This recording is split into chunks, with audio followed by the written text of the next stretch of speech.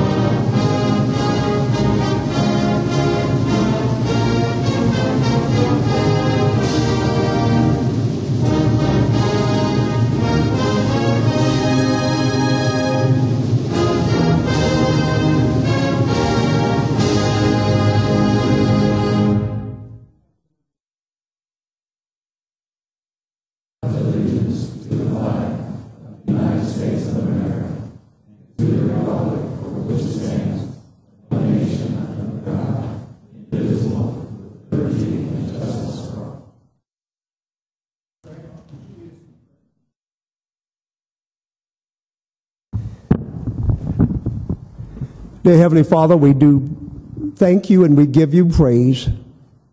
We thank you for life and we thank you for strength. We recognize clearly it is through you that we move and have our being. God, especially we pray for those that are travailing in this weather. We ask you to give them safe passage to their homes. We pray for the children that are leaving school. God, we pray over this assembly tonight. God, that you would give us wisdom to do the people's business. God, we pray over this room, all of the families that are represented here today, that we would keep your word not simply hidden in our hearts, but that we would love one another and we would do the things that you would ask us to do. God, bless us this evening. Bless us in our work. Bless us in our giving and our sharing. All of these things we ask in your Son's name we pray. Amen.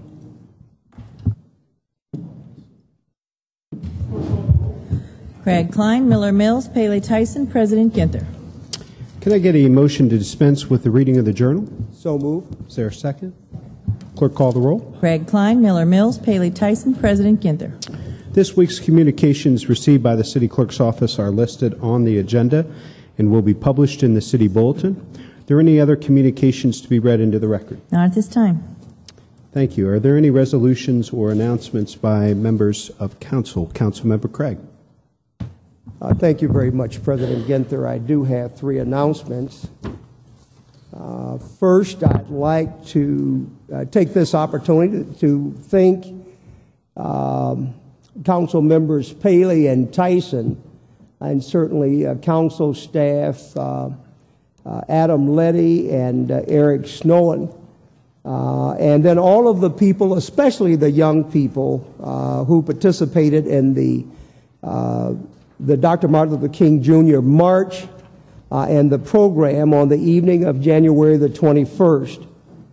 We must continue to educate our young people regarding the historical significance of the past, and certainly encourage their advocacy regarding social justice, continue their civic engagement, and continue their excellence in the future. We will continue to highlight our young people in council chambers at next week of February the 11th. 23 young people submitted entries in the Community Relations Commission's Dr. Martin Luther King Jr. art exhibits, which can be viewed downstairs in the lobby. Please stop by at your earliest convenience or join us on Monday the 11th downstairs in the Front Street lobby at 4 p.m. We honor their powerful artistic expression and thought-provoking displays. Director Jones, is she here? I don't see her. I was going to ask her for comments, but perhaps when she comes in, we'll ask her for comments. Next is the City of Columbus Department of Human Resources will be conducting its annual health insurance open enrollment period from February the 1st through February the 28th, 2013 for city employees. During this month, city employees are able to make changes to their health insurance coverage. February is also the month to recertify the eligibility of your adult dependents for insurance coverage under the Federal Patient Protection and Affordable Care Act. All employees with adult eligible dependents ages 19 through 28 years old and currently enrolled in the city's health insurance plan will be required to recertify their dependents during February. And then finally, the Mount Carmel Hospice will be focusing a continuing education program or training focusing on veteran services Thursday, February the 28th from 4:30, like it starts, the networking will be from 4:30 to 5 o'clock p.m.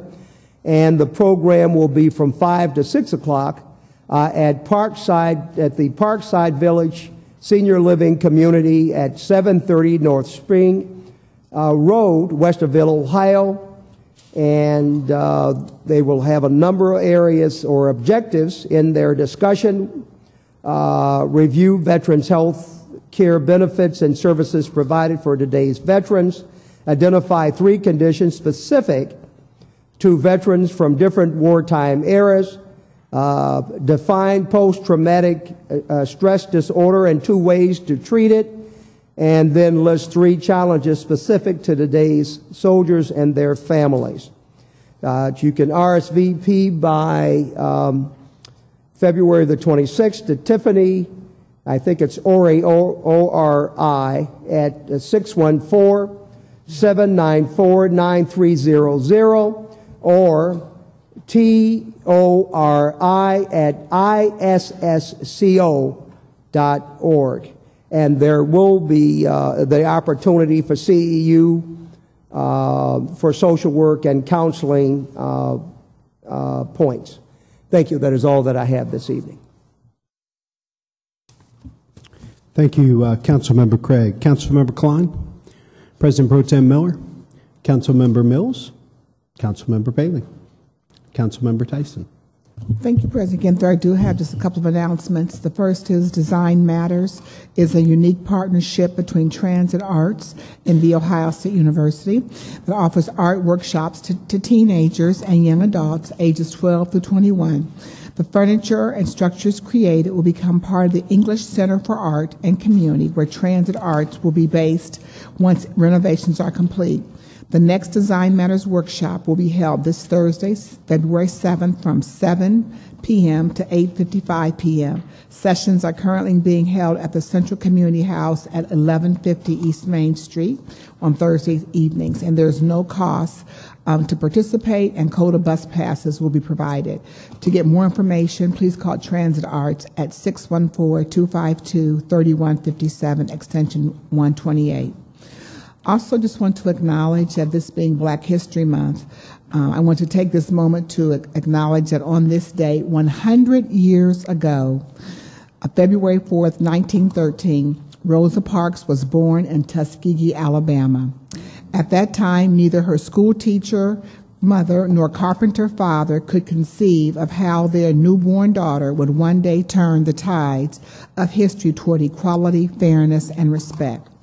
But she did exactly that and more when on December 1st of 1955, Rosa Parks was arrested after refusing to surrender her bus seat for a group of white passengers. That simple yet pivotal act of defiance sparked the Montgomery bus boycott, which culminated in the desegregation of public buses, and was really helped launch the National Civil Rights Movement, and introduced Dr. Martin Luther King Jr. to the nation as a public face for a budding social movement committed to nonviolence resistance. As we enter Black History Month, we will celebrate not only the famous Americans who have contributed to their country and culture, but also the countless millions, living and deceased, who have tirelessly labored and without fanfare to strengthen their communities, advance the cause of freedom, and leave the world a more just, peaceful, and tolerant for all generations. Thank you.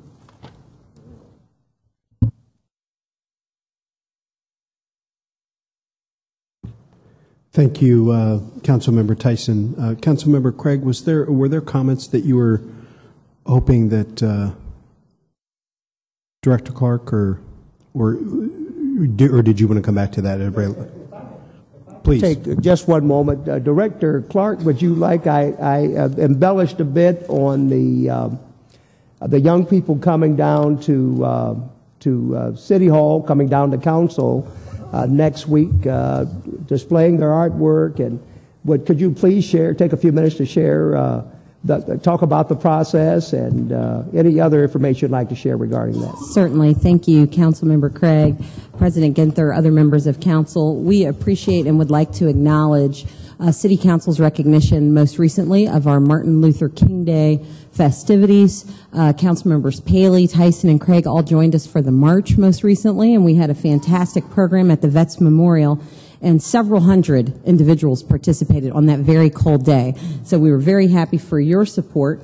And to continue honoring Dr. Reverend Martin Luther King's legacy, we are having the 6th annual Martin Luther King Arts Contest. The reception is Monday, February 11th at 4 p.m. at the first floor of City Hall. The public is welcome to attend.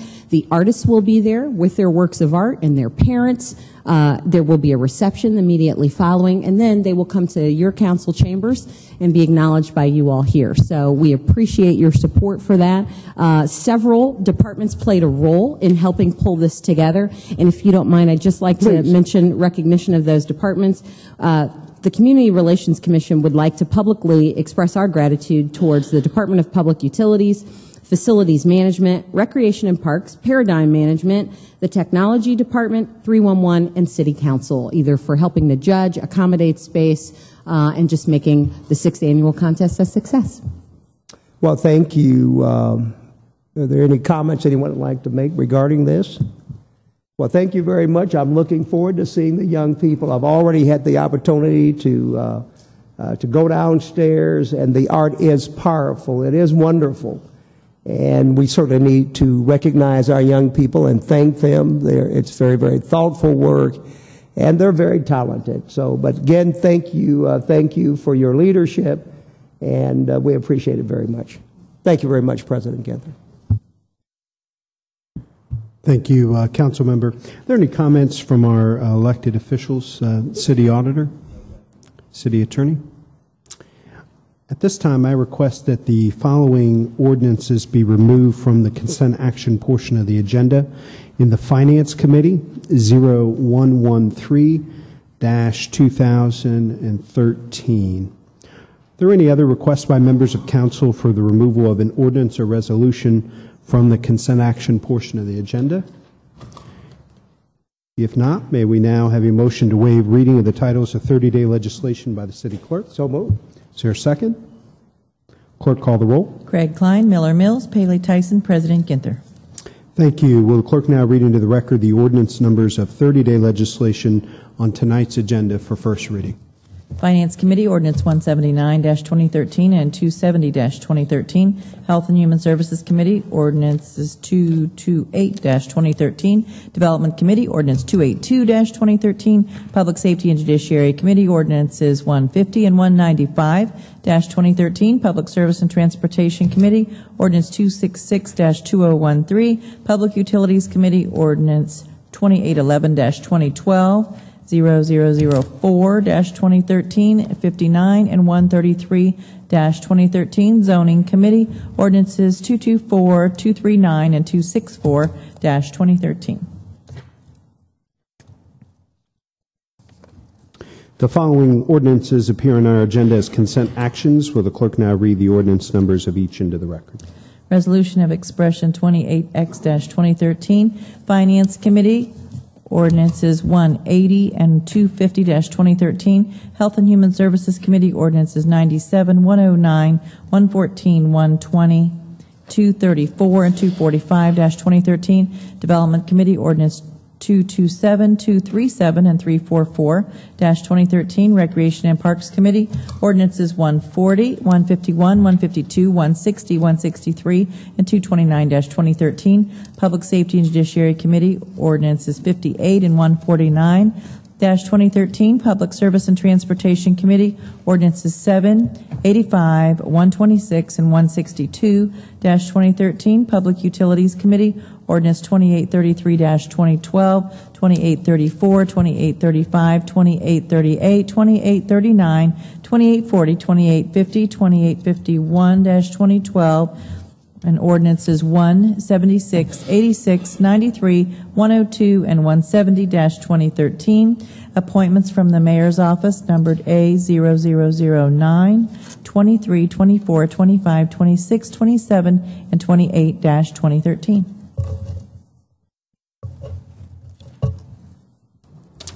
Thank you. We don't have any speakers on the consent agenda this evening. May I have a motion for approval of these items designated as consent actions? So moved. Is there a second? Clerk, call the roll by voice. Craig? Yes. Paley? I'm sorry, Klein. Skipped ahead on you, Klein. It's understandable, Clerk. Yes, with the exception of 162, 2013, on which I'm abstaining. Miller? Mills? Yes, with the exception of 2850-2012 and 0170-2013, on which I am abstaining. Paley? Yes, with the exception of 0109, 2013 and 2840, 2012, of which I'm abstaining. Tyson? Yes, and I'm abstaining on 0097-2013, 0120, 2013, and 2839-2012, with which I will be abstaining. President Ginther. Yes, consent agenda carries. We will now proceed with the second reading of 30-day tabled and emergency legislation. The first committee is the Finance Committee. Councilmember Tyson chairs that committee. Madam Chair, the floor is yours. Thank you, President Ginther. And this evening, we will be voting to finalize a series of ordinances related to the 2013 budget for the City of Columbus. The general fund budget, as amended, will total $773,665,000 and focuses on supporting the city's top priorities, which include a sustained commitment to our savings, safety, jobs, economic development, and maintaining our core services to our neighborhoods, as well as the quality of life. Collectively, these ordinances will authorize more than $1.6 billion in spending to provide services to our investments. And when you think about the amount of money that we're spending and investing in our community, it certainly is a reason why I think our unemployment in Columbus is now about 5.4%, as well as we've been noted by the Bloomberg Business Week as one of the 20 best cities across the country. And so as we get ready to hopefully approve this budget, there are many people we want to thank for helping us to get to this point.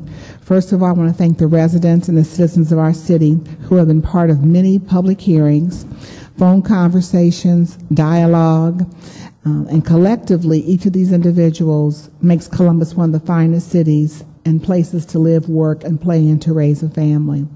I want to publicly express our appreciation to the mayor and the administration, as well as to Auditor Dorian and to Director Rakowski and his staff, who've helped make this evening possible.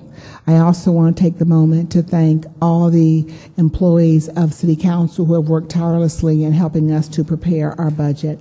And I want to thank Kate Pishotti McSweeney, also Brian Clark, and of course Carl Williams and my whole team of people that worked hard on this budget. The mayor and the administration's approach to governance, coupled with the additions by this council, have produced a budget plan which will deliver services in a cost-effective manner and, moreover, invest in programs and services that will grow our local economy. The patience and innovation and continued creativity of this council are truly appreciated. And while I recognize the importance of this entire budget, I want to specifically thank each of my council members. First of all, I want to thank Councilmember A. Troy Miller for his commitment to small business incubators. Small business development is critical to a healthy local economy. President Pro Tem Miller's efforts to help small companies get off the ground and increase their chances of long-term success reflects this council's commitment to sharpening our city's competitive edge by implementing aggressive economic development strategies that support job creation. I also want to thank Councilmember Eileen Paley for her commitment to small business development. Our business associations and their ability to connect with businesses at the grassroots level are important to the long-term growth and prosperity of our neighborhood business districts, and especially her commitment to the University Area Business Association.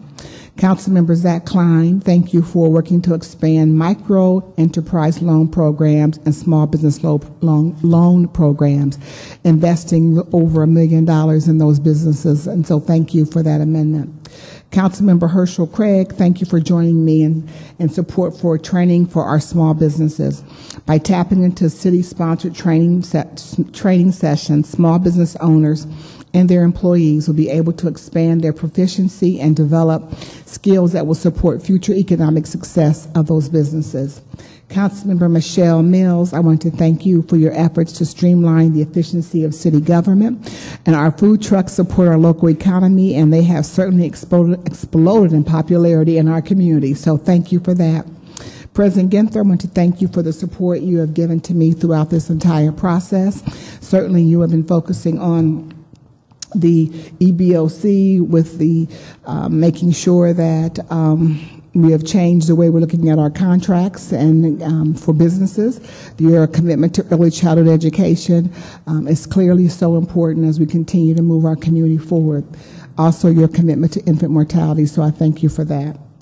And then in my area, I'm certainly going to continue to focus on workforce development, human services, and health, because a strong workforce absolutely needs people who are prepared to be able to have those jobs in all the small businesses and also to work within the companies within our community.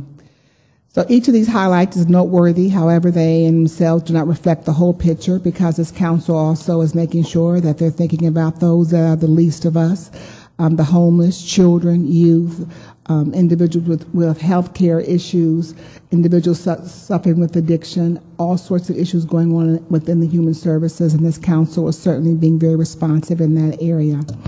The quality of life is very important to this council, because we know that with all the investment that we're making in these other areas, people come to Columbus because of our quality of life, and there certainly is an investment from the administration as well as this council on quality of life. And lastly, we are making sure the savings of this council with the mayor are ensuring that we have put $13 million into the rainy day fund to position ourselves for future success. Our goal is to, as we pass the resolution, that we will have a commitment to having at least $95 million in the rainy day fund. And so with that, I'm going to start to read the legislation and move forward unless there's some comments by my council members. Councilmember Klein. Thank you, Chairman Tyson, for the work that you've done in shepherding us through this process. I think you did a terrific job of summarizing all of the great things that we have in this budget, but it's hard to go unnoticed the amount of emphasis this council is taking on job creation, in particular on small business development and creating the right and appropriate atmosphere so small businesses can grow and expand in the city of Columbus. Whether it's through some of the workforce development stuff that you're sponsoring, the incubators that President Pro Tem Miller is sponsoring, and the loans that are available for small businesses, because the one single focus of all of those programs and all of the opportunities is for job creation. And while we're very fortunate to be really the city in the Midwest that's leading in job creation and having a stable economic environment and having a low unemployment rate, simply it's not good enough. There are still people that are looking for jobs. There's still people that are unemployed. And through these programs and the work that was done by this council, by this mayor, as well as the small business roundtable Roundtable. I think there's some people in the audience tonight that are from this members of the Small Business Roundtable, and it's through the work that we've done collectively and the ideas that were brought from them and fostered through us and vetted that we're able to bring forward the loans that are available. We're able to bring forward workforce development. We're able to bring forward incubators. All of those were a thought out implementation of what it can mean for the success of small business in the city of Columbus. So I encourage everyone to vote in favor of this budget. I think it's going to be great for the citizens of the city of Columbus in restoring services that were cut in the downturn in the economy, as well as putting us in the step forward for job creation, economic vibrancy for the years to come. Thank you, Chair Tyson. Thank you, Councilor McCline. Any other comments? Hearing none. Director Rakowski, before I move on, any comments would you like to make? President Ginther, Chair Tyson, members of council, I just want to tell you how much I appreciate the working relationship that we have as chair and finance director. It's a pleasure to work with you and your staff, and we always get through these things and with shining brightly here for the city of Columbus, and I hope we can continue to deliver quality services and continue to save money against our appropriation. And I do want to thank you for giving me my gift, which is the additional money in the city's rainy day fund, because that is very important that we continue to rebuild our savings account. We don't ever want to see another downturn come, but we know it will come, and this way we'll prepare ourselves so that we can protect our neighborhoods and protect the services that we offer to the citizens. Thank you, Director Rakowski, and the feelings are mutual. I enjoy working with you. I know that we met today and you're ready to start working on the capital budget. So moving from one to another, that's what he said. Well, let's get this done. It's time for capital. So we will be doing that. The first ordinance is 2630-2012. It's to make the appropriations for 12 months ending December 31st, 2013 for each of the several object level ones for which the City of Columbus has to provide from the monies known to be in the treasury of the said City of Columbus in the fund known as the general fund during the said 12 months for the collection of all taxes and from other sources of revenue, the amount of $733,665,000, and to declare an emergency. And I have one speaker slip on this ordinance. And I'm going to ask Mr. Hugh Greentree to come to the podium. And he is in favor of this ordinance. Yes. And if you're representing someone, please state who, and you have 3 minutes. Yes. President Ginther, Councilwoman Tyson, other members of the council. My name is Hugh Greentree, and I'm a representative of BREAD. On behalf of the BREAD organization's 54-member congregations, we commend City Council for their contribution to the development of 4 small business incubators and for providing funding for existing loan funds. City Council's commitment to supporting and funding these programs is vital, and we are encouraged by the Councilmember Miller's and Klein's leadership in backing small business development. The ECDI and the Linden Point of Pride incubators in particular fit quite well within our mutual goal of creating non-tech incubators focused on the underserved community. The Council's proposed $1.1 million in amendments to the Mayor's 2013 budget are great first steps in improving small business development in Columbus. At the Nehemiah Action last year, with 3,000 voters present, Councilmember Miller agreed to support incubators, and he also asked for BREAD's active collaboration and community support in this process. To continue this active collaboration, we request a meeting with Councilmember Miller to discuss our recent research and outline next steps, including strategies to improve the prospects for success of incubators. Councilmember Klein's leadership in proposing $700,000 in small business loan funds is also a great first step in creating jobs in our city. We request a meeting with Councilmember Klein to discuss small business loan funds and the possibility of increased funding through private and public collaboration. Excuse me. Again, we celebrate the $1.1 million in amendments to the Mayor's 2013 budget to support small business incubators and loan funds. We are encouraged by Councilor's leadership in this area, and we look forward to continuing this progress to make Columbus a stronger community for us all to live, work, and worship in. Thank you. Thank you, Mr. Greentree, for coming down. And certainly I know that Council Members Miller and Klein were at the Nehemiah meeting, and President Ginther and myself were all there. And certainly I can see that this council certainly has been very responsive to, starting out, being very responsive to the needs of the bread in our community. And so I really thank you for coming down. And I'm going to see if Council Members Miller or Klein have any comments they would like to make. Other than to recognize that bread is part of the Small Business Roundtable, and certainly thank you for your participation in that, because as I was saying earlier, the ideas that were grown out of the Small Business Roundtable were able to be part of this budget to help small businesses. So as I said earlier, our work is not done because unemployment rate is not zero, and so we will continue to work to ensure that small businesses, which is the lifeblood of our economy, can grow and thrive in the city of Columbus. Thank you. Thank you, Councilmember Klein. Councilmember Miller. And you are correct. This is just the beginning for what council has made dedication of growing small business within Columbus. So this is just the tip of the iceberg of what we have to do, and it takes sometimes years to get other things up and running. But this is certainly, from what your participation with the Small Business Roundtable will be, very important to us. Thank you. Thank you all. Thank you. So now I have a motion to take from the table.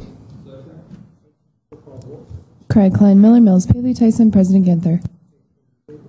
And now I move for passage. Craig, Klein, Miller, Mills, Paley, Tyson, President Ginther. Thank you. The next ordinance is 2631-2012. This ordinance appropriates and transfers for the 12 months ending December 31 of 2013 for other funds for various divisions to authorize the city auditor to make transfers as may be necessary and to declare an emergency. I first have a motion to take from the table. Craig, Klein, Miller, Mills, Paley, Tyson, President Ginther. Thank you. Now I move for passage. Craig, Klein, Miller, Mills, Paley, Tyson, President Ginther. Thank you. The next ordinance is 2633-2012 to make the appropriations for 12 months ending December 31, 2013 for selected other funds for various divisions and to authorize the city auditor to make transfers as may be necessary and to declare an emergency. I first have a motion to take from the table. Craig, Klein, Miller, Mills, Paley, Tyson, President Ginther. Thank you. And now I move for passage. Craig, Klein, Miller, Mills, Paley, Tyson, President Ginther.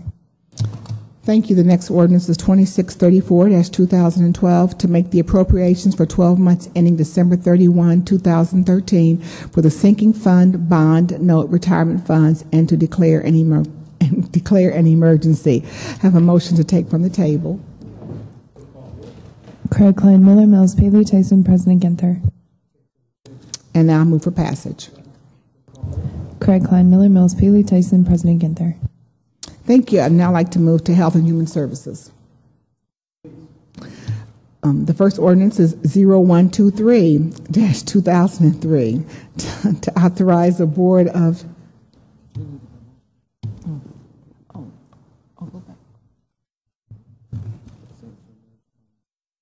One second. Something moved from consent. Yeah, Madam Chair, I think there was, need to go back. we had removed 0113-2013 off the consent agenda in finance. If we go back to that on page 6, please. Okay, thank you.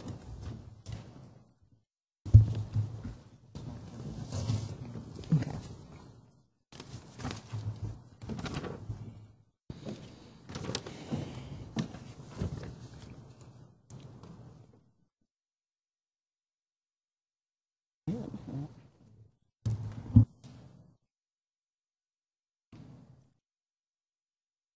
Thank you.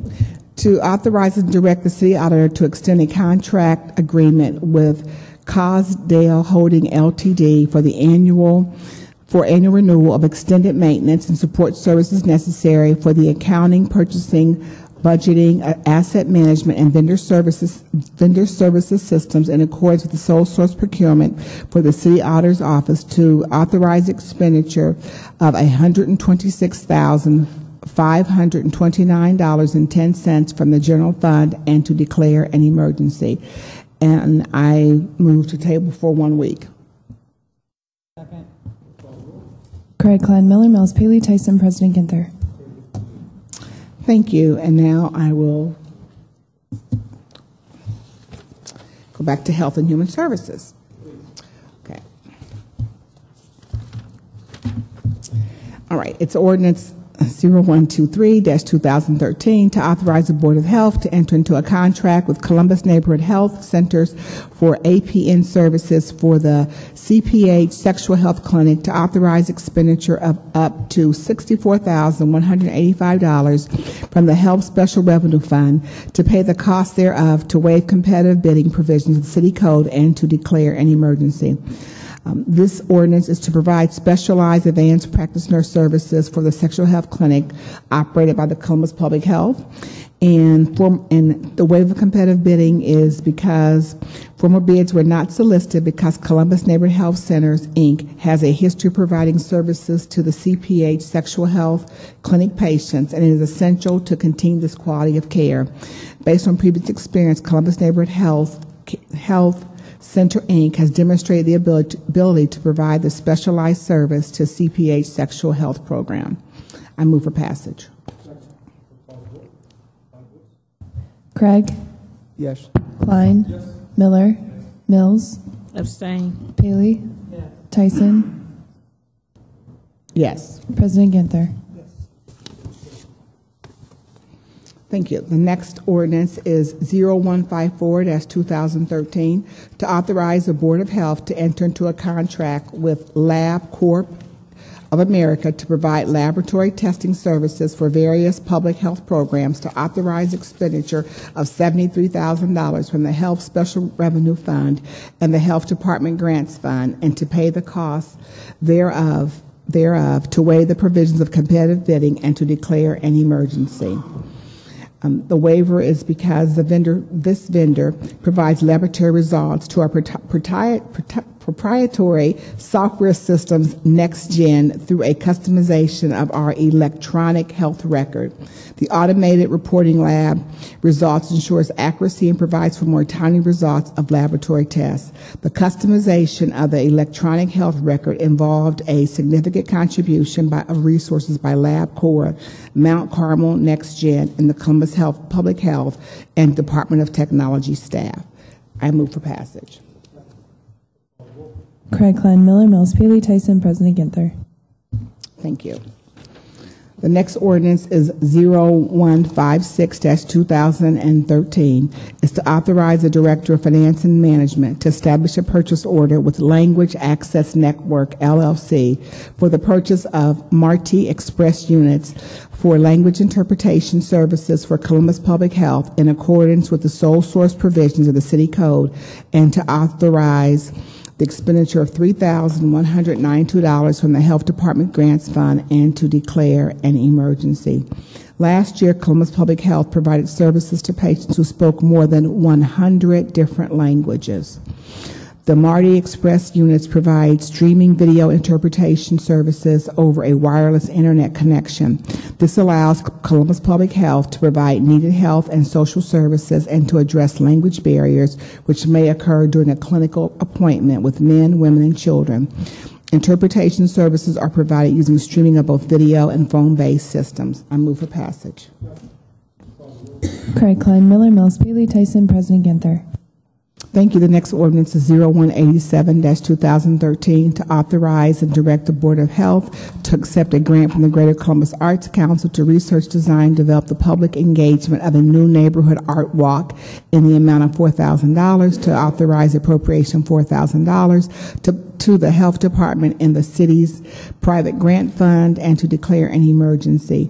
And we have Ms. Betsy Pandora is here, who wants to say, I think, a few comments about the art walks. Good evening, Betsy.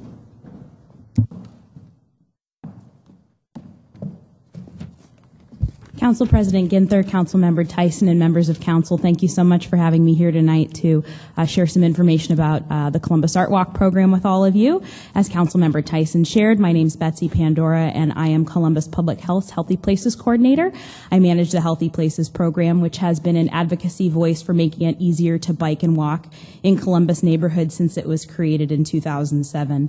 The funding appropriation before you tonight is from the Greater Columbus Arts Council for our Columbus Art Walks program.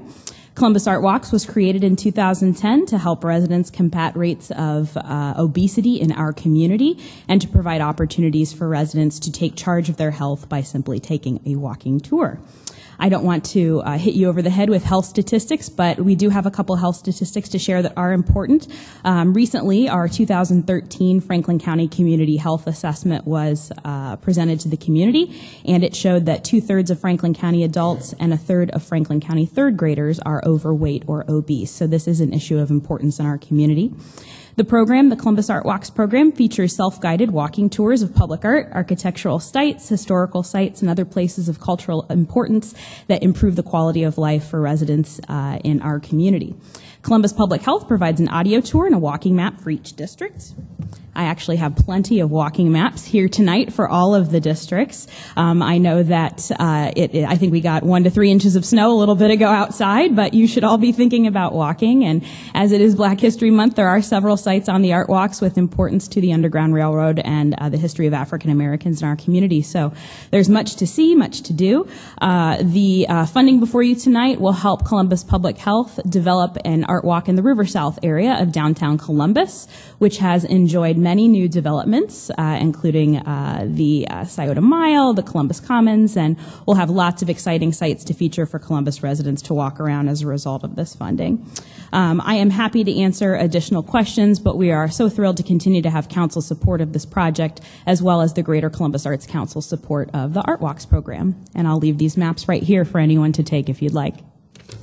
Thank you, Betsy, and really do appreciate all the work that you're doing around healthy living, and certainly excited about the new art walks in the downtown, the new downtown not Discovery District, but the new area for the Scioto Mile. So excited about that. So thanks for being here, and we all need to get out there and start walking. So thanks, Betsy.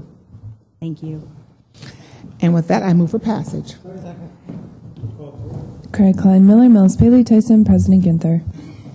Thank you. The next ordinance is 0196-2013 to authorize and direct the Board of Health to accept a grant from the Ohio Department of Health for creating Healthy Community Grant Program in the amount of $127,500 to authorize the appropriation of $127,500 to the Health Department in the Health Department Grants Fund and to declare an emergency. This is an interesting grant. This is really all about healthy living. And this goal is to prevent obesity, promote healthy eating, and reduce tobacco use. These dollars are used for food access by connecting community gardens to food pantries. It's also smoke-free housing, and I don't know if you saw over the weekend, there was an article on the front page of the paper about there are lots of apartments that are going to be more smoke-free, and so this ordinance is part of a program like that to survey the community, develop focus groups with housing complex residents, and establish at least one smoke-free house in each neighborhood. It's about physical activity. It's also about the Sweetened Beverages campaign across Ohio and in Columbus. And so with that, I'm going to move for passage. Craig Klein, Miller, Mills, Paley, Tyson, President Ginther. Thank you. The next ordinance is to authorize and direct the Board of Health to accept a grant from the Franklin County Board of Commissioners in the amount of $1,768,039 for the continued operation of the Ben Franklin Tuberculosis Clinic, to authorize an appropriation of $1,768,039 from the unappropriated balance of the Health Department's grant fund, and to declare an emergency. This is for detection, surveillance, and containment of tuberculosis. If there are no questions or comments, I move for passage. Craig Klein, Miller, Mills, Paley, Tyson, President Ginther. Ordinance 0219-2013 is passed. Thank you. And the last ordinance in Health and Human Services is to authorize and direct the Board of Health to accept a grant from the U.S. Department of Health and Human Services in the amount of $3,500,000 to authorize the appropriation of $3,500,000 from the unappropriated balance of the Health Department's grants fund, and to declare an emergency. This grant has been awarded. Columbus Public Health was awarded this grant. an HIV Care Part A grant from the U.S. Department of Health and Human Services to improve access to medical care for persons living with HIV or AIDS in Central Ohio. Now, this is a grant that we didn't have to apply for. This is a grant because of the increase in numbers of individuals in our community who are living with HIV and AIDS. And we want to be able to make sure that we have services for these individuals. This grant will enhance medical services to both somatic and behavioral health. It will pay for HIV-related doctor's visits, mental health services, substance abuse services, and some oral health care. It also will strengthen the case management and linkage to care for these individuals. And we got this money because there are at least 1,000, but fewer than 2,000 cases of AIDS reported and confirmed during the most recent 5-year period. And the goal is to reach each client to achieve a viral suppression, which improves their quality of life and reduces the risk of spreading it to others. And so we have to, this is important because we need to make sure we're caring for individuals to make sure that they are not continuing to infect other individuals with this disease. And so I'm glad that we got the money to be able to help those who have it, but we certainly have to make sure that we've got to continue to focus on prevention so that individuals don't continue to contract this disease. And so with that, I move for passage. Craig Klein, Miller, Mills, Paley, Tyson, President Ginther. Thank you. That's all I have in Health and Human Services.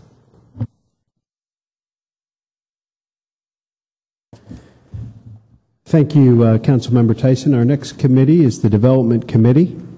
Councilmember Klein chairs that committee, but I believe 0201 will be introduced by Councilmember Tyson. Thank you, President Ginther. 0201-2013 to authorize the Director of Development to enter into a jobs growth incentive agreement with the Kroger Company equal to 25% of the amount of new income tax withheld on new employees for a term of 5 years in consideration of the company's proposed investment of $14.7 million, the creation of 23 new full-time permanent positions, and the retention of 103 full-time jobs, and to declare an emergency. Director Brandon, do you have any comments you want to make on this legislation? Councilmember Tyson, President Ginther, members of council, at this time we are simply requesting your approval and support of this legislation. This is just us continuing our efforts to expand our job base in Columbus.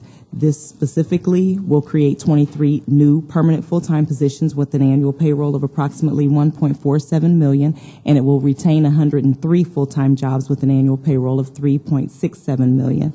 There's a total investment in this project of approximately $14.7 million. It includes acquisition of property, renovations, furniture, and fixtures. So we are seeking your support this evening for this legislation, and thank you for your continued support in our efforts to expand jobs in Columbus. Thank you, Deputy Director Brandon, and just appreciate your staff's work on this. So with that, I call for a voice vote and amend to 30-day. Second. Craig. Yes. Klein. Miller. Mills. Abstain. Paley. Tyson. Yes. President Ginther. And now I waive second reading and call for a voice vote. Craig. Yes. Klein. Miller. Mills. Abstain. Paley. Tyson. Yes. President Ginther. And now I move for passage and call for a voice vote. Craig. Yes. Klein. Miller. Mills. Abstain. Paley. Tyson. Yes. President Ginther. Thank you. Thank you. Our next committee is the Recreation and Parks Committee. Councilmember Klein chairs that committee. Mr. Chairman, the floor is yours. Thank you, President Ginther. Two pieces of legislation tonight in Recreation and Parks. The first is 0107-2013 to authorize and direct the Director of Recreation and Parks to enter into a contract with the PMMA agency for professional event planning services related to the applications for Purpose, Pride, and Success programs, Cap City Nights festivals, to authorize the expenditure of $170,000 from the Recreation and Parks Fund 285 and to declare an emergency. Director McKnight, give us some insight on maybe last year's APPS, Cap City Nights festivals, and how you're looking to expand them this year, and the success that we had this year and what you're looking to carry over to 2013. Thank you. President Ginther, Chairman Klein, members of council. As part of the APPS program in 2012, we kicked off what we called Cap City Nights. We did 4 events at the 4 Cap City, or the 4 APPS locations. They were very successful. It's the first time we had done that, an evening event to bring the community together. Most of them we pushed close to 1,000 people at the events. It was really the entire community, everybody from the young children, the toddlers, to the grandparents. And we served food, had entertainment, music, games, activities, and really to kind of just bring the community together and rally around the neighborhood and against some of the violence, some of the issues that we're all dealing with. They were very successful. Mayor Coleman has asked us to expand that to 12 events this year, so we will be doing 12 events. We're still trying to get our arms around that, but it'll be it's quite a lot of work, but I think because of the success, it'll really have a strong impact in the neighborhood. The legislation tonight, and we did this last year, but the legislation tonight obviously is larger, is a event planning group to help us, because again, we do provide food, we have entertainment, we have games coming in, a lot of different folks helping to package this together. So this event planner will help us put that together and help with some of the contracting with some of the smaller organizations that bring in the game events and those kinds of activities. So we're excited about the opportunity this year and look forward to the events, and we'll get those dates out to all of you as soon as we have them all finalized, so hopefully you can get out and enjoy some of those evening events as well. Thank you, Director McKnight. I know this is based in large part on Los Angeles's program and their summer nights, but one thing I find unique about the Columbus strategy is how it's family focused, it's neighborhood focused, and really that's can be a significant impetus to changing what could be the violence that could be perpetrated during some of the summer nights, and this is part of our violence reduction strategy. And it's really the more localized base that you have, and using folks in the neighborhood that know the kids, that know the families, and being able to bring them all together in this family-based event can have a significant impact on reducing violence across the city. So I commend you and certainly the mayor and the work on this. Thank you. Councilmember Tyson. Thank you, Chairman Klein, and I'm excited about this piece of legislation. I think, as you just mentioned, it's certainly family-focused, but certainly around violence prevention. And I know that the company that's going to be working with you certainly has a lot of experience in event planning, and so I think that it will take to have 12 this year. I think they will all go to a whole nother level with the people that you'll be working with, and I think be able to expand those programs. But it really is exciting that the Recreation and Parks is certainly moving into this direction and being able to have activities in our neighborhoods. And as you know, once you get people into the centers, and they will see how great they are, and hopefully, as you know, Councilman Klein, be able to be involved in other programs throughout the city. So it's just a great way to invest in our communities and to work with an organization I think that will be very beneficial to the city. So thank you. Thank you, Councilmember Tyson. And again, this pairs well with the budget amendment that we passed, the expanding midnight basketball, and again, the opportunities, late night or after hour opportunities for individuals to participate in, instead of perhaps participating in nefarious activities. Get an opportunity to play basketball, get an opportunity to participate in Cap City Nights and be with your family and participate in the entertainment, the games, and the food. So, any other questions or comments? I move for passage. Craig Klein Miller, Mills Paley Tyson, President Ginther. The final piece of legislation is 145-2013 to authorize the city auditor to transfer $774,828 within the voted Recreation and Parks Bond Fund 702 to amend the 2012 Capital Improvements Budget Ordinance 0368-2012 to authorize and direct the Director of Recreation and Parks to enter into a contract with Builderscape, Inc. for the Blackburn Facility Renovations 2013 project to authorize the expenditure of $774,828 and the contingency of $78,172 for a total of $853,000 from the voted Recreation and Parks Bond Fund and to declare an emergency. Director McKnight, what kind of renovations are going on at Blackburn? President Ginther, Chairman Klein, members of council, if you're familiar with Blackburn Recreation Center when it was built, the gym kind of sits in the center of the building. The recreation center is at the south end where the old pool was, which we're replacing with a spray ground as part of another project. The north side of the building was really social services for many years. The last major tenant we really had in there was Central Community House when they ran their daycare out of that facility. Since they built their new facility, that space is largely set empty and unused.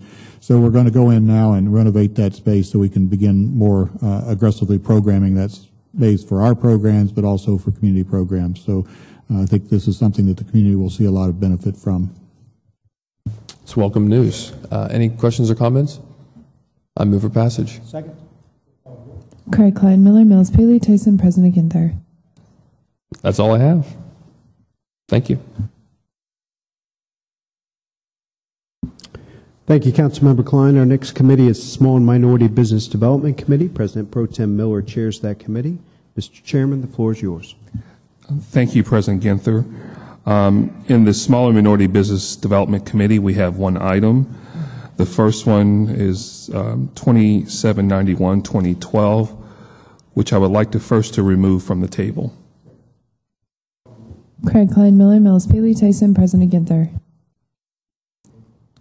2791-2012 to authorize the city auditor to create a special revenue fund titled Public Utility Small Business Education Training Fund for the purpose of depositing proceeds received from the purpose of conducting the Small Business Conference to appropriate an amount up to but not to exceed the cash in the fund not encumbered for any other purpose, and to authorize the expenditure of said funds received for such purposes. I am happy to present this ordinance for passage so that a permanent fund is created, allowing for the annual Small Business Conference to continue. Last October of 2012 was the 10th annual Mayor's Small Business Conference. Small business owners, minority business owners, and female business owners were able to come together and get education and also inspiration and information about how to do business with the city of Columbus. I'm looking forward to the 2013 conference, and I would like to thank the Department of Utilities for creating this fund that will support small business, and also the Office of Equal Business Opportunity for hosting this conference also. But first, I also would like to have the opportunity for Councilmember Paley, as the chair of the Public Utilities, for any comments. This conference has grown to be a lot larger than it started out to be, and I'm really proud of the Department of Public Utilities for what they have made of this conference. It is an all-day event with speakers and classes for all small businesses, not just minority and women-owned businesses, that provide information that's critical for ongoing relationships with not just the city but other establishments in our city to make small businesses thrive in the city of Columbus. It's just a real professional team that they've put together, and the day is, we've only gotten rave reviews about it, and we hope that it will continue in that fashion. Director Davies, do you have any comments? Chair Paley, President Ginther, members of council, both of you described very well the success that we had in October, and want to thank Auditor Dorian. He helped us establish this fund, as well as Equal Business Opportunity Director Melinda Carter and her staff, and Keena Smith on my staff, who with Director Carter's office put on really what I would argue is the best one that we've had, and we want to build on that success, and as part of that we solicit support to put it on, and any leftover dollars we would like to reinvest in the upcoming year's event. Also provide any training opportunities or educational opportunities that may arise during the course of the year for these initiatives. And finally, the Fred Yates Scholarship was created at the Small Business Conference last year, and these dollars will go on to continue the work in that and grow that and build on it. Thank you. Any comments from EBO? Again, the conference was a great success, and truly it was the best conference ever, and we will continue that, and we expect only great things in the future. Thank you. Thank you. I concur with all the comments. I think that what we experienced in this last conference was the great attendance that we had. I think that's one of the things that we noticed at this is that it is getting bigger and better. And from all the initiatives that we're doing with council and also with the mayor administration, I think that we might be a model for other cities to see exactly how we can help small businesses grow. Because when it comes down to small business, with the economy, especially with the recession that we've been going through, small business equals jobs, and jobs equals employment for individuals who can also put food on their tables for their families. So that's how important that these initiatives that we've been talking about since the beginning of this council meeting, dealing with small business, is very important. So I'm looking forward to the conference this year. If there's no other comments from other council members, I would like to first to amend as submitted to the clerk. Craig Klein, Miller Mills, Paley Tyson, President Ginther. And next, I'd like to move for passage. Craig Klein, Miller Mills, Paley Tyson, President Ginther. And that is all we have in the Small and Minority Business Development Committee. President Ginther. Thank you, President Pro Tem Miller. Our next committee is the Public Safety and Judiciary Committee. Councilmember Mills chairs this committee. Madam Chair, the floor is yours. Thank you, President Ginther. Tonight in public safety are the following ordinances, beginning with 0136-2013, to authorize the appropriation of $40,000 from the fees collected by the City Attorney's Bad Checks Diversion Program for the purpose of funding said program and to declare an emergency. If there aren't any comments or questions, I move for passage. Second. Craig Klein, Miller Mills, Paley Tyson, President Ginther. Next, I have ordinance 0164-2013 to authorize the Director of the Department of Finance and Management to enter into contract with Reichert Properties, Inc. for the purchase of 2 2013 Ford Fusion and 2 Ford Focus vehicles for the Division of Fire, to waive the competitive bidding provisions of the Columbus City Codes 1959, to authorize the expenditure of $63,896.48 from a previously established auditor certificate and to declare an emergency. If there aren't any comments or questions, I move for passage. Craig Klein, Miller Mills, Paley Tyson, President Ginther. Next, I have ordinance 0240 to authorize and direct the city auditor to compromise and settle on behalf of the Department of Public Safety Division of Police the claim of Jeremy L. Vance in the total amount of $42,500 and to declare an emergency. I'd like to ask City Attorney Pfeiffer to provide some comments related to this ordinance. Chair Mills, President Ginther, members of council. This case originated in the evening of May 30, 2012, last year. An individual alone in his car, an officer observed, he believed, going through a stop sign somewhere on Nelson Road north of Broad Street. So the officer began to follow this driver down North Nelson until the driver pulled himself into the Turkey Hill gas station at the corner of Broad and Nelson. Upon the person driving into there and coming up to a gas pump, our officer lit up his lights, jumped out of his car, and at this time the individual was getting out of his car. Our officer with a gun pulled, told the person to get back in his car. The officer holstered his gun, but then believed that the individual was resisting arrest and struggled with him. In the course of struggling with him, he took his flashlight out and hit him on the head. As we observed the video, it was clear to us that we have liability. The individual was charged with resisting arrest and failing to comply with an officer's commands, spent 3 days in jail. The lawyer who was retained by this individual contacted us. We saw the video. Rather than have a lawsuit filed against us, which would have been in 1983 and could have ended up with a lot of attorney's fees, we consulted with the Public Safety Department, and it was agreed that the sum of $42,500 would settle this matter. This is an incident that should not have happened. It did, and we are paying this money to resolve it. And I would ask that you approve this ordinance. Thank you, City Attorney Pfeiffer. I'm going to ask Deputy Director Dan Giancardello to add some additional comments from the Department of Safety. Chairman Mills, President Ginther, members of council, the Internal Affairs has completed investigation into this matter. The report is before the Chief of Police, pending departmental charges, and there's already been some officer retraining in this case. And we'll wait for further information on the police chief's decision as to any other discipline that will be meted out in this. Thank you, Deputy Director. Are there any comments or questions? Councilmember Tyson. Thank you, Chairwoman Mills. Just one question. And the officer retraining, was it for this particular officer or just officer training overall? This particular officer, Councilmember Tyson. Thank you. Other comments or questions? Hearing none, I move for passage. Craig Klein, Miller Mills, Paley Tyson, President Ginther.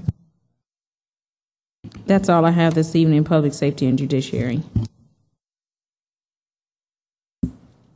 Thank you, Councilmember Mills. Our next committee is the Public Utilities Committee. Councilmember Paley chairs that committee. Madam Chair, the floor is yours. Thank you, President Ginther. In Public Utilities this evening, we have Ordinance 2816, 2012, to authorize the Director of Finance and Management to establish blanket purchase orders from Universal Term Contracts for the rental of construction equipment with Trapco Construction Incorporated and George J. Eigel and Company for the Division of Sewage and Drainage, and to authorize the expenditure of $2,190,000 from the Sewage System Operating Fund. If there are no questions or comments, I move for passage. By voice, I'm sorry. Second. Craig Klein, Miller Mills. Abstain. Paley Tyson, President Ginther. Next, we have Ordinance 0009, 2013, to authorize the Director of Public Utilities to enter into a construction contract with Kenmore Construction Company Incorporated for the Main Street Water Line Improvements Project for the Division of Water, and to authorize an expenditure of up to $2,147,043.91 from the Water Works Enlargement Voted Bonds Fund. This project includes the installation of approximately 5,600 feet of water line on Main Street between Kenwick Road and Barnett Road. These water lines there's been many breaks in these water lines in the past, and they're in need of replacement. There were 12 bids on this project. Kenmore Construction was the lowest, best, and most responsive and responsible bidder. If there are no comments or questions, I move for passage. Craig Klein, Miller Mills, Paley Tyson, President Ginther. Next, we have Ordinance 0052, 2013, to authorize the Director of Public Utilities to execute a construction contract with Coasting Construction Company for the Dublin Road Water Plant Sludge Pump and Electrical Substation Project for the Division of Water, and to authorize the expenditure of up to $22,001,320 with the Water Works Enlargement Voted Bonds Fund, and to declare an emergency. This ordinance authorizes the Director of Public Utilities to enter into a construction contract with Coasting. This contract will provide new electric utility feeder cables from the Division of Water's Dublin Avenue substation to the Dublin Road Water Plant, construction of a new electrical substation, construction of a new sludge pump station, and construction of a new entrance to the Public Utilities campus from Twin Rivers Drive. This project is the first of 5 contracts for the $200 million program. The water plant has not had significant renovations for over 30 years, and this contract will improve the process reliability and capacity of the plant. I would like to thank Director Davies and his team for the leadership on this project. If there are no questions or comments, I move for passage. Craig Klein, Miller Mills, Paley Tyson, President Ginther. That's all I have on public utilities this evening, President Ginther.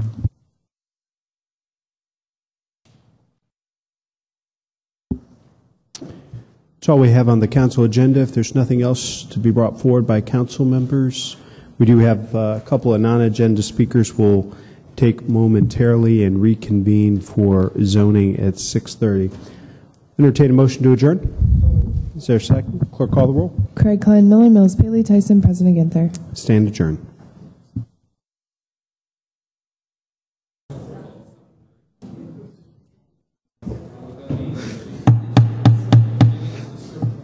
Regular meeting number 6 will now come to order. Can I get a motion to dispense with the reading of the journal? Is there a second? Clerk, call the roll. Craig Klein, Miller Mills, Paley Tyson, President Ginther. Thank you. Are there any communications and reports received by the city clerk? No, there are not. Are there any first readings of 30-day legislation? No, there are not. We will now go to the zoning committee. President Pro Tem Miller chairs that committee. Mr. Chairman, the floor is yours. Thank you, President Ginther. In zoning committee tonight, we have 2 items. The first one is 184, 2013, to amend ordinance number 983, 2012, passed May 14th, 2012, for property located at 880 Greenlawn Avenue by amending sections 1 to 3 in order to correct the legal description of the 4.9 plus or minus acre tract. In this amendment, this was, of course, approved by the city department. And I have no speaker slips, and I would like to first to request to amend as submitted to the clerk with a voice vote. Craig? Yes. Klein? Yes. Miller? Yes. Mills? Yes. Paley? Tyson? Abstain. President Ginther. Next, I'd like to move for passage. Craig? Yes. Klein? Yes. Miller? Yes. Mills? Yes. Paley? Tyson? Abstain. President Ginther. Next is 2635, 2012, to rezone 435 Hutchison Avenue, being 2.89 plus or minus acres, located on the south side of Hutchison Avenue, 900 plus or minus feet east of High Cross Boulevard, from CPD, Commercial Plan Development District, to LC4, Limited Commercial District. The applicant is the Ellis Company. Proposed use is limited commercial development. It received the Development Commission recommendation for approval and also the City Department recommendation for approval. And I have no speaker slips. First, I would like to request to amend as submitted to the clerk. Craig Klein, Miller Mills, Paley Tyson, President Ginther. And next, I'd like to move for passage. Craig Klein, Miller Mills, Paley Tyson, President Ginther. And that is all we have tonight in zoning, President Ginther. Thank you, President Pro Tem Miller. Nothing else come before zoning this evening. Entertain a motion to adjourn. Clerk, call the roll. Craig Klein, Miller Mills, Paley Tyson, President Ginther. We stand adjourned.